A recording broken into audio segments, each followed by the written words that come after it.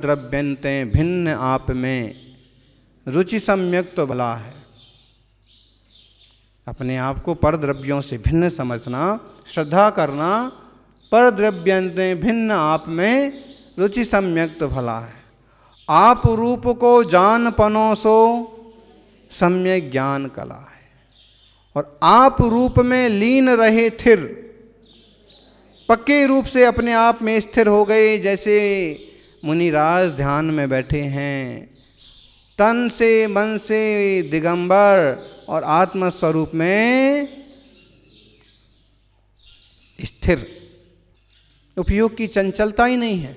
आप रूप में लीन रहे थिर सम्यक चारित्र सोई। तीन की बात है, सम्यक दर्शन, सम्यक ज्ञान, सम्यक चारित्र। तत्वार्थ सूत्र का पहला सूत्र बोलें सभी, सम्यक दर्शन ज्ञान चारित्राणि मोक्ष मार्गा। सम्यक दर्शन, सम्यक ज्ञान, सम्यक चारित्र, ये तीनों मिलकर के जब एक आत्मा में प्रकट होते हैं, एक आत्मा में अपने आप में ही उसी के ये गुण प्रकट होते हैं, तो मोक्ष मार्ग बनता है। बराबर। यहाँ एक और जोड़ा है, सम्यक तप। आप कहोगे क्यों जोड़ा है? वास्तव में चारित्र में तप गर्भित हो गया, लेकिन फिर भी कोई आलसी ना हो जाए, इसलिए सम्यक तप को भी जोड़ा। स्वरूपे प्रतपनम इति तपः, अथवा उपवास, अनशन, रस त्याग वगैरह, ये सब भी तप की श्रेणी में आते। प्रायश्चित, विनय, वैयाव्रत, स्वाध्याय, ध्यान, ये सब तप जीवन में होना चाहिए। सारभूत है रत्नत्रय। कुछ भी संग्रह कर लें अपन, संग्रह संग्रह है। संग्रह भी एक ग्रह है। जिसके पास संग्रह का ग्रह है, जिसके पास परिग्रह का ग्रह है, उसको समझ लो कि 9 के 9 ग्रह लगे हुए हैं। और जिनके पास एक परिग्रह का ग्रह नहीं है, उनका कोई भी ग्रह कुछ भी बिगाड़ सकता है। शनि ग्रह, शनि की 7.5 किसको चल रही है? चलते ना, शनि का ढैया चल रहा है बोले, और इनको तो मंगल भारी है, अमुक ग्रह खराब चल रहा है। किनकी ग्रह खराब चलते हैं? परिग्रह वालों के। जिनके पास परिग्रह नहीं, उनका कोई भी कौन सा भी ग्रह क्या बिगाड़ लेगा। जीविताशा धनाशा चा एसाम तेसाम विधिर्विधि किम करोति विधिस्तेषाम ऐसा मासा निरास्ता। आत्मानुशासन 950 साल पुराना एक बहुत अच्छा ग्रंथ है। और गुणभद्र आचार्य उसमें कहते हैं कि जिन्हें जीने की आशा है, जिन्हें धन पैसे की आशा है, जिन्हें पद प्रतिष्ठा की आशा है, उनका कर्म कहो, विधि कहो, उनका कुछ बिगाड़ भी सकती है। लेकिन जिन्हें ये कोई आशा ही नहीं है, उनका कोई भी कर्म, कोई भी विधि क्या बिगाड़ करेगी। और ऐसी एकदम फक्कड़ साधु की बात हो गई है, परम सन्यासी की बात हो गई कि उसे कोई परवाह नहीं, केवल आत्मा और परमात्म रुचि।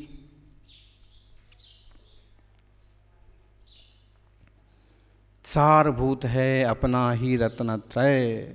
नाणम नरस्य सारो सारो वीणरस होई सम्मतम सम्मताओ चरणम चरणाओ होई निबाणम।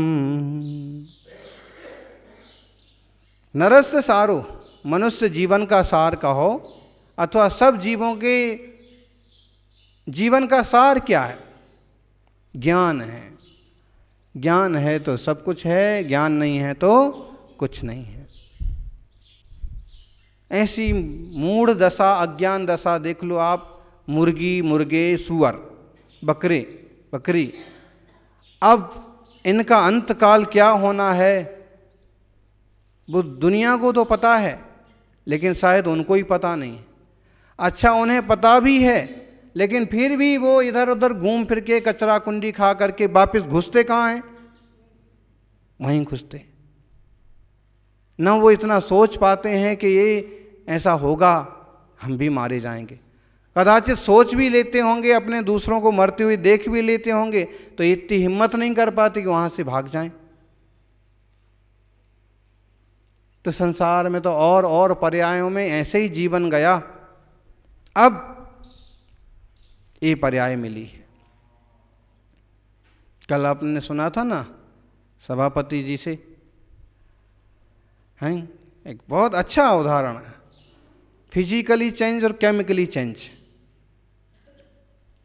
जैसे फ्रिज में रखा गया पानी जब तक फ्रिज में रहता है तब तक बर्फ रहता है, बाहर निकालो पानी बन जाता है, थोड़ी देर में पानी पानी हो जाता है, फिर अंदर रखो फिर बर्फ, बाहर निकालो पानी, ऐसे करते रहो।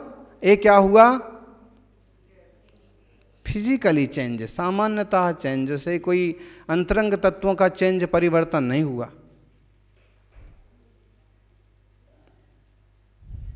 और दूसरा केमिकली चेंज कहो, अंतरंग परिवर्तन कहो, प्योरिटी कहो, तो दूध है, दूध यूं दूध ही है,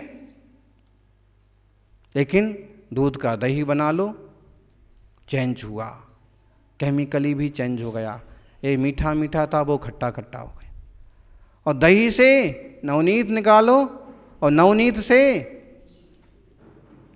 बोलो जी क्या बनेगा? दिलीप जी, नरेश जी, हैं, नाम भी नरेश है और कुर्सी पर भी बैठते हैं, तो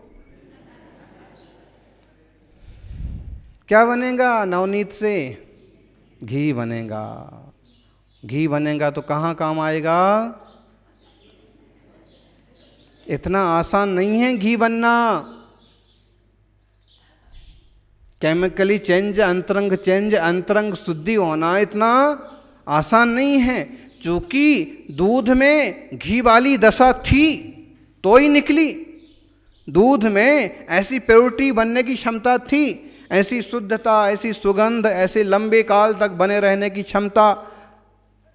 देखना, दूध में मक्खी मर जाए तो अक्सर कर लोग दूध फेंक देंगे, होटल वाले की बात अलग है, हैं?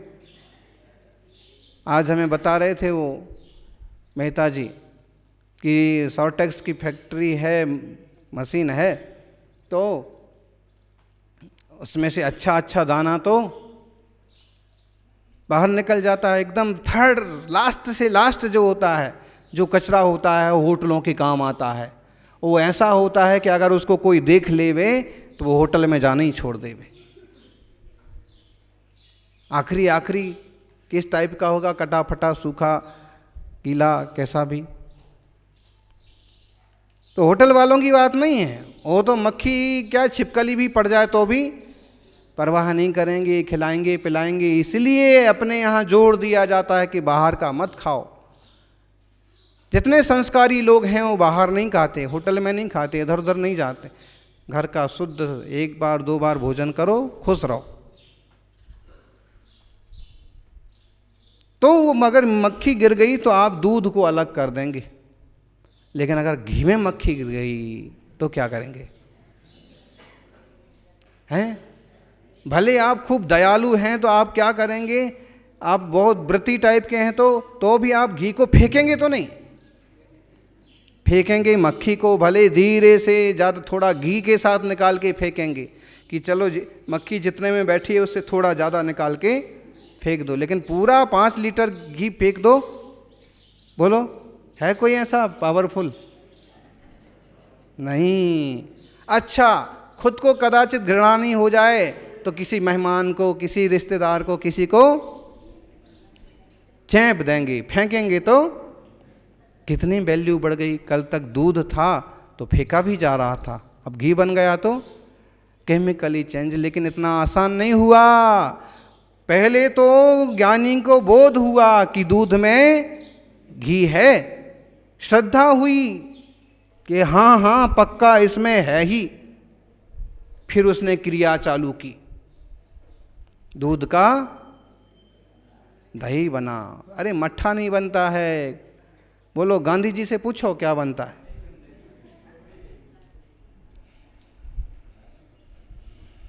ऐसा जब मक्खन निकालो तो बाद में वो जो है वो बचता है छाछ मट्ठा टाइप का।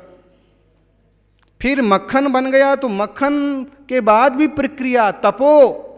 पहले सम्यक दर्शन, श्रद्धा हुई पक्की, ज्ञान हुआ पक्का, चारित्र क्रिया चालू हुई, और फिर तपो भी।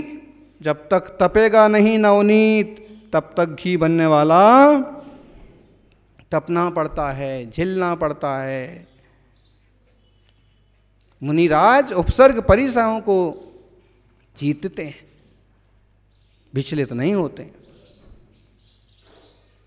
और जैसे ही तप गया तो तपने के बाद उसको सबसे ऊपर वाले खंड में रखा जाता है, बढ़िया से बढ़िया डिब्बे में रखा जाता है। और जब निकालते हैं तो देखो संभाल करके निकालना, उसमें घी रखा है। और खर्च करते हैं तो देखो जितना लगना है उतना ही निकालना। तो प्योर हो गए हैं। ऐसे फिजिकली सबका चल रहा है कि मनुष्य पर्याय में आ गए, मनुष्य पर्याय से हो सकता है, फिर त्रियंश पर्याय में चले गए, देव पर्याय में चले गए, नरक पर्याय में चले गए, कीड़े मकोड़े हो गए, पेड़ पौधे हो गए। ये जीवी तो हैं सब, और सब अपने अपने कर्मों का फल भोग रहे हैं। इनमें चेंज तो हो रहा है, लेकिन कैसा चेंज हो रहा है? फिजिकली चेंज हो रहा है। और कोई सम्यक दर्शन, सम्यक ज्ञान, सम्यक चारित्र और सम्यक तप करके केमिकली चेंज करता है, अपने जो अशुद्ध गुण हैं उनको टोटल शुद्ध रूप परिणमित करता है, तो घी की तरह सिद्ध लोक के अग्रभाग पर जाके विराजता है। इसलिए नाणम नरस्य सारो, ज्ञान मनुष्य का सार है, जीवों का सार है। उस सार का भी सार है सम्यक तो सच्ची श्रद्धा, और सम्मत्ताओ चरणम।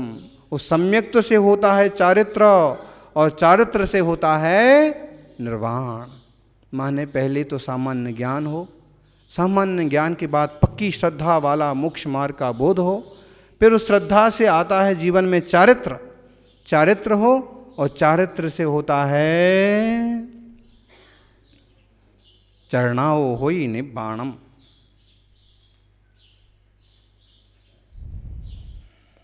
इसी बात को थोड़ा और स्पष्ट किया है। नाणम्मि दंसनम्मि तवेण चर्येण सम्मसह्येण चौडम्पि समाजोगे सिद्धा जीवाण संदेहो। सम्यक ज्ञान हुआ, सम्यक दर्शन, सम्यक ज्ञान, सम्यक चारित्र, सम्यक तप हुआ तो जीव सिद्ध हो जाएगा, इसमें कोई संदेह नहीं है। दूध में घी है, ये श्रद्धा हो गई, ये ज्ञान हो गया, क्रिया चालू हो गई, तपाया गया, तो वह घी बनेगा ही बनेगा। कोई भी जीव, समझ में आ रहा है जी शर्मा जी? सब जीवों की बात है पारस जी। कोई भी जीव है वो इस तरह से पुरुषार्थ करता है तो निखर जाता है। अपन सब भी रास्ता ही ये है कि वो ऐसा बनेगा। लेकिन ऐसा नहीं चलेगा कि एक ही अंग पकड़ लिया जाए, मात्र श्रद्धा की, मात्र भक्ति की, मात्र ज्ञान की, मात्र क्रिया नहीं। जे बिनु क्रिया, जे बिनु ज्ञान क्रिया अवगाहें, जे बिनु क्रिया मोक्ष पद चाहें, जे बिनु मोक्ष कहें में सुखिया, सो अजान मूढ़न में मुखिया। बिना ज्ञान की क्रिया बेकार है, बिना क्रिया के मोक्ष मिलता नहीं है। और जो बिना क्रिया के मोक्ष कहते हैं, समझ लो वो मूर्खों में मुखिया है। मूर्ख हैं वो। ज्ञान भी चाहिए, चारित्र भी चाहिए। यहाँ तो एक श्लोक में कहा, हतम ज्ञानम क्रिया शून्यम हता चा ज्ञानिना क्रिया धावन्यपंदको नष्टा पश्यन्नपि च पंगु का। बिना ज्ञान के क्रिया वाला व्यक्ति मारा गया, बिना क्रिया के ज्ञान वाला। देखो, दौड़ता हुआ अंधा भी आग में जल जाता है और देखता हुआ लंगड़ा भी आग में जल जाता है। एक कहानी है ना, वो बहुत पुरानी। अंधा था, लंगड़ा था, और इसमें तो 3 पात्र बना दिए। एक श्रद्धालु, एक जंगल में आग लग गई है और वहां एक अंधा है, एक लंगड़ा है और एक संशयालु है। अंधा को तो दिख ही नहीं रहा है, तो आग आएगी उसको निगल जाएगी। लंगड़े को दिख तो रहा है लेकिन दौड़ के बाहर नहीं जा सकता है।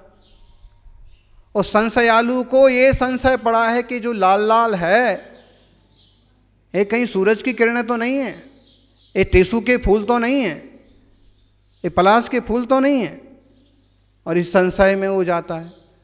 और अगर तीनों की समझ, ज्ञान, दर्शन, चारित्र, एक के पांव हैं जिसकी आंखें नहीं हैं, श्रद्धा, वो चारित्र, और अगर वो आंखें वाला उस पर आ जाए, वो संशयालु भी साथ में जुड़ जाए कि अब संशय छोड़ता हूँ और सच्ची श्रद्धा करता हूँ कि हाँ आग ही लगी है, तो तीनों के तीनों मिल जाएं, एक साथ हो जाएं तो बहुत पार हो जाएं। ऐसे ही सम्यक दर्शन, ज्ञान, चारित्र होगा तो अपना सबका भी बेड़ा पार होगा। अपन इस तरह से अपने जीवन को मंगलमय बनाएं। जय बोलिए 24 तीर्थंकर भगवान की।